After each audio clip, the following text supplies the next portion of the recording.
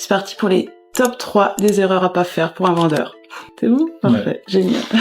Étape 1, surestimer son bien. On touche pas les acquéreurs qu'il faut tout de suite. On laisse trop longtemps le bien sur le marché. C'est mauvais. Parce que le bien vieillit mal sur un marché qui est assez changeant. Il faut que ça entre sur le marché et il faut que ça sorte vite du marché. Si j'avais un conseil à vous donner, c'est de fixer le juste prix directement sur le marché pour éviter que ça reste trop longtemps et de toucher toutes les personnes possibles tout de suite et par les négociations après. La deuxième erreur à pas faire, négliger la présentation de son bien. Il faut mettre en avant tout le potentiel du bien en question, donc une belle mise en peinture, le ménage qui soit fait, que l'extérieur soit tondu, bien entretenu, c'est essentiel. Parce que si on arrive en tant qu'acquéreur visiter un bien, que ce soit appartement ou maison, et que les extérieurs sont pas entretenus, ça donne déjà un climat négatif. Si j'avais un conseil, c'est d'effectuer une session de ménage dans l'appartement, dans la maison, de faire venir soit un paysagiste ou de le faire seul au niveau de l'entretien, et puis après on a aussi des outils, nous, en tant qu'agents immobiliers, pour valoriser les biens,